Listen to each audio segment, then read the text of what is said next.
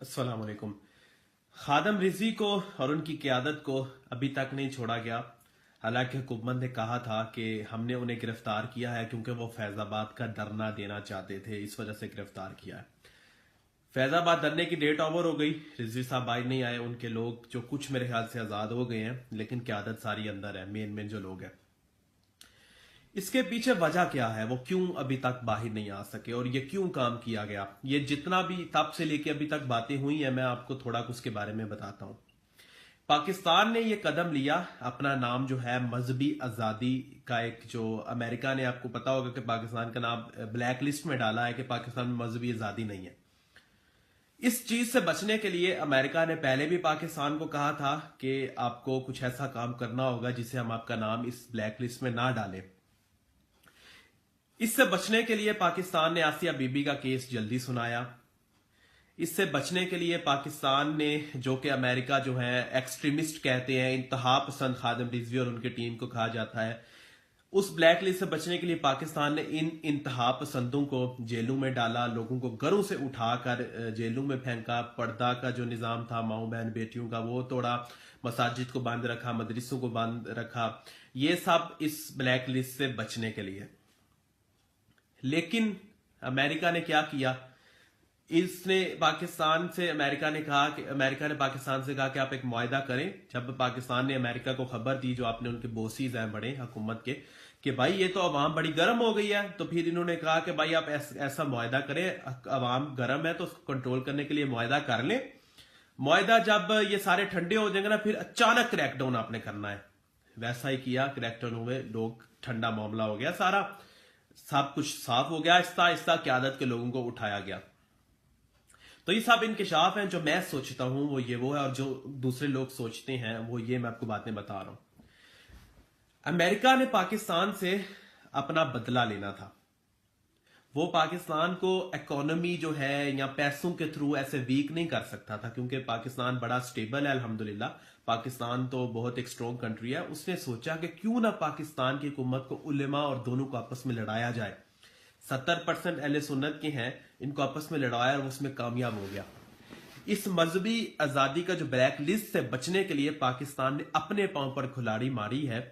और उसने क्या किया, अमेरिका ने इनका नाम डाल दिया ना अंदर। हालांकि उन्होंने इतना कुछ किया, उलमा कराम से दुश्मनी ली, फिर उनके लोगों को अंदर डाला, फिर आसिया बीबी का केस जल्दी सुनाया। ये चाहते तो आसिया बीबी का केस आगे भी चलने ऐसे दिया जा सकता था, मुल्क के हालात को खराब होने से बचाया जा सकता था। लेकिन अमेरिका ने कहा था कि आपको ये काम करने होंगे। फिर जो है ये सब चीजें आपको पता है जाहिर करती हैं कि किसी के अंडर काम हुआ है। फिर फवाद चौधरी अपने प्राइवेट विजिट पे यूके जाता है। यूके जो प्राइम मिनिस्टर का एक स्पेशल बंदा जो होता है ना, उससे मुलाकात करता है। फिर उसका पार्लियामेंट के अंदर प्रेस कॉन्फ्रेंस होती है।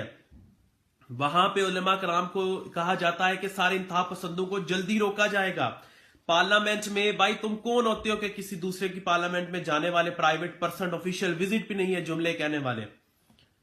फिर ऐसी क्या बातें तुमने उनसे शेयर की हैं जो तुमने पाकिस्तानी अवाम को नहीं बताई। ये सब चीजें क्वेश्चन मार्क हैं।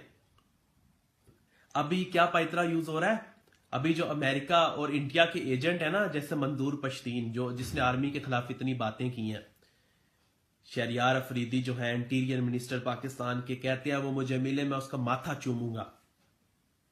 दहशत गर्दों के आप लोग माथे चूमते हो, और जो उलमा कराम जो है हज़ूर सल्लल्लाहु अलैहि वसल्लम के गुलाम है उनको दहशत गर्द बना के जेलों में डाल देते हो। क्या ये अमेरिका के अंडर नहीं तो और किसके अंडर किया जा रहा है? आपको जरा भी ख्याल है आप मुल्क को कहां लेके जा रहे हो? अवाम को आपस में लड़वा रहे हो आप। पाकिस्तानी हुकूमत बेवकूफ बनी है और उसने अपने पाकिस्तान की हुकूमत ने अपने पांव पर खुद ही कुल्हाड़ी मार दी है अमेरिका की ये मीठी मीठी बातों में आकर। अब क्या करेंगे आप? अब आप आहिस्ता आहिस्ता लोगों को छोड़ रहे हैं ना। पहले इस मामले को बैठ के हल कर लिया जाता तो क्या होना था? एक ना एक दिन आपको सबको छोड़ना तो पड़ना ही है। अरे सोचें कि अमेरिका ने इसी वजह से आपका नाम ब्लैक लिस्ट में डाला है, क्योंकि उन्हें पता है, माइनॉरिटीज को पता है कि पाकिस्तान में पूरी आजादी मिलती है। ये तो सवाल ही नहीं ना। अमेरिका ने कहा अब इनको फिर कैसे इनको बेवकूफ बनाए पाकिस्तानी अवाम को। उन्होंने जो आपके काम है ना, कि आपने जो उलमा कराम के साथ गलत काम किया, उनको घरों से निकाला, उनको डंडे मारे, पूरा मन एहतजाज नहीं करने दिया, मसाजिद बंद रखी, इस मजहबी आजादी जो आपने इसको ब्लॉक किया ना, मतलब बंद करने की कोशिश की, उसकी बेस पर अमेरिका ने आपका नाम ब्लैक लिस्ट में डाला है।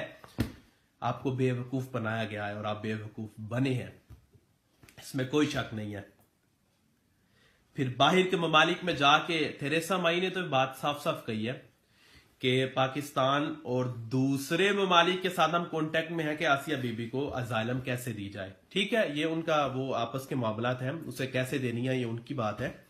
लेकिन बहरहाल आपको मैं बात बताता चलूं, ये पाकिस्तान ने अंडर प्रेशर किया, उसमें पाकिस्तान बेवकूफ बना, आगे भी इनकी जो बड़ी पावर ने बेवकूफ बनाएगी। इमरान खान साहब को एक ही राय है, मुझे तो ये समझ नहीं आती, शायद आपको पता नहीं लगता क्या हो रहा है, यहां तो आपके वुज़रा आपको ना आपकी आंखों के सामने धूल झोंक रहे हैं।